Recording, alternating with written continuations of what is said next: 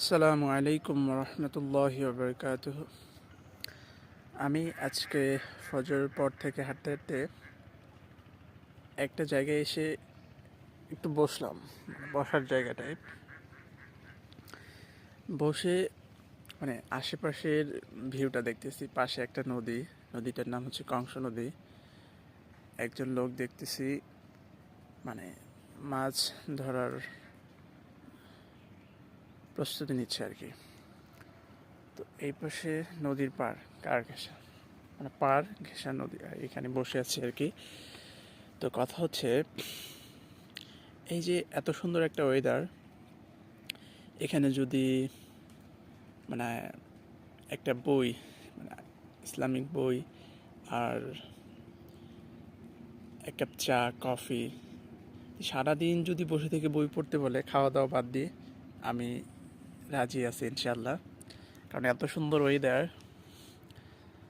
হয়তো আমরা সচরাচর কোথাও পাই না, যারা শহরে থাকি আর কি। তো এখানে পিছনে বাড়ি ঘর গ্রাম আছে, এখানে হয়তো আমার বয়সী ছেলে মেয়েরা আছে। তো তারা মানে এই জায়গাটাকে কিভাবে দেখে সেটা আমি জানি না। হয়তো তাদের দেখতে দেখতে অভ্যস্ত, তাদের কাছে এটা সৌন্দর্যের মাপকাঠির মধ্যে নাও পড়তে পারে। তো তারা কিভাবে সেটা উপভোগ করে আমি জানি না, কিন্তু আমার কাছে জায়গাটা খুব ইন্টারেস্টিং লাগতেছে। এই সুন্দর জায়গাটায় সারাদিন বসে থাকতেও রাজি আছে ইনশাল্লাহ, যে কোনো শর্তে। যে কোনো শর্তে বলতে, এই যে বসে থাকবো, বই পড়বো, চা খাবো, কফি খাবো, এই শর্তে। মনে হয় যে এখানে আমার বাড়ি হলে আমি মনে হয় সারাদিন এখানেই বসে থাকতাম। তো মাঝে মধ্যে বলতে কি, দুপুরবেলায় নদীতে গোসল করতাম, এখানে দৌড়াদৌড়ি করতাম, সাঁতার কাটতাম। ব্যাপারটাই ইন্টারেস্টিং। আশেপাশের ভিউটাও অসাধারণ। ওই পাশে যে জমিগুলো দেখা যাচ্ছে, ওইটার থেকে একটু দূরে আরেকটা নদী আছে। তো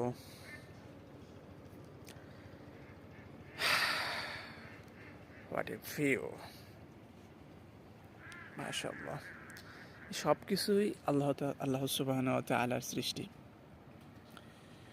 এই সৃষ্টিকে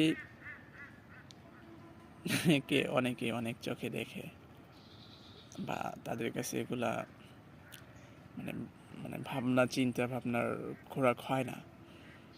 এত সৃষ্টি, এত সুন্দর